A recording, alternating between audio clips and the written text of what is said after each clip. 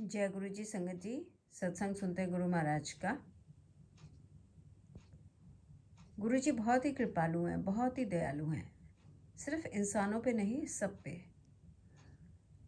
अब एक बार क्या हुआ, बड़े मंदिर की बात है। एक टेबल पे गुरु जी के कहे अनुसार बहुत सारे चने बिखरा दिए गए, छोले जो होते हैं। और वहाँ पे 20-22 मंकीज आए, बंदर आए। और गुरुजी ने ऐसा अंदर से प्रेरणा दी, वो बंदर वहाँ बड़े मंदिर में लाइन बना के बैठ गए। लाइन बना के बैठे, उनमें से एक आया, उसने अपने भाग के चने लिए, छोले, और जाके अपनी सीट पे बैठ गया। फिर दूसरा आया, लाइन में से निकल के। कौन करवा सकता है परमात्मा के सिवा, एक जानवर से भी। और वो आए और उन्होंने भी उठाए, वो भी जाके बैठ गए। अगेन थर्ड, ऐसे करके सारे मंकीज आए, अपना चना लेके बैठे। और जब जाने का वक्त आया तो उस लाइन के लास्ट से मंकी उठा, बिल्कुल एंड वाला, और बाहर की तरफ गया। उसके पीछे दूसरा, उसके पीछे तीसरा। इतना डिसिप्लिन तरीके से वो चले गए। ना तो उन्होंने संगत को कोई हार्म पहुंचाया, कोई तकलीफ पहुंचाई, ना ही संगत ने उन मंकीज को कोई तकलीफ पहुंचाई। तो ये कौन कर सकता है सिवाय भगवान के? कोई जानवर को भी सिखा सकता है क्या डिसिप्लिन?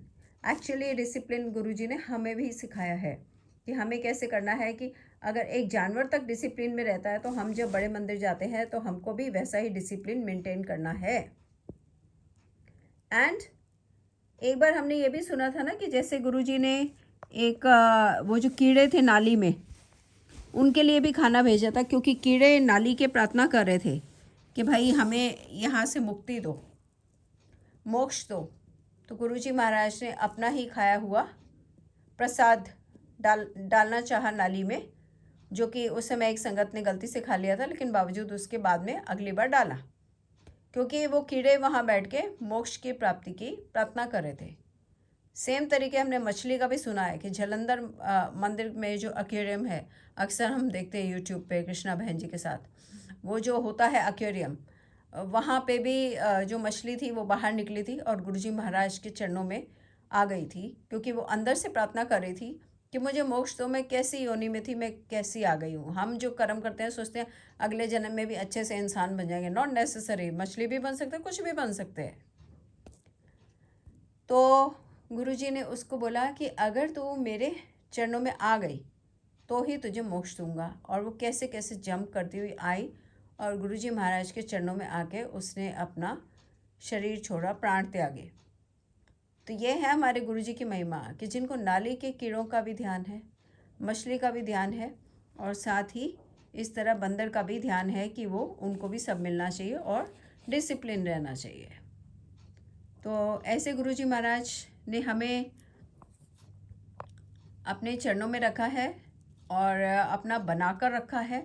हमें तो नहीं पता कितने जन्मों से, तो हम तो जितना शुक्राना करें उतना कम है। गुरुजी हमेशा कहते थे शुक्राना किया करो, हमेशा कहते थे शुक्राना किया करो, और गुनाह को बख्श दो, ऐसा बोला करो, गुनाह बख्श दो। तो हम रोज़ सुबह उठ के बोलें गुरुजी हमारे गुनाह बख्श दो, और शुक्राना आपने जो भी दिया है, शिकायत नहीं कि ये नहीं मिला वो नहीं मिला। और जब शुक्राना करेंगे तो अपने आप भगवान उससे भी ऊपर देता है, खुश होकर। जैसे हम ही किसी को कुछ देते हैं, अगर वो पहनता है या हमारे सामने यूज़ करता है तो हमको खुशी होती है ना, दोबारा देने का दिल करता है ना। तो ये तो फिर भगवान है। तो ऐसे महाराज को दंडवत प्रणाम करते हैं संगत जी, और सब मिलकर कहेंगे जय गुरु जी, शुक्राना गुरु जी महाराज का।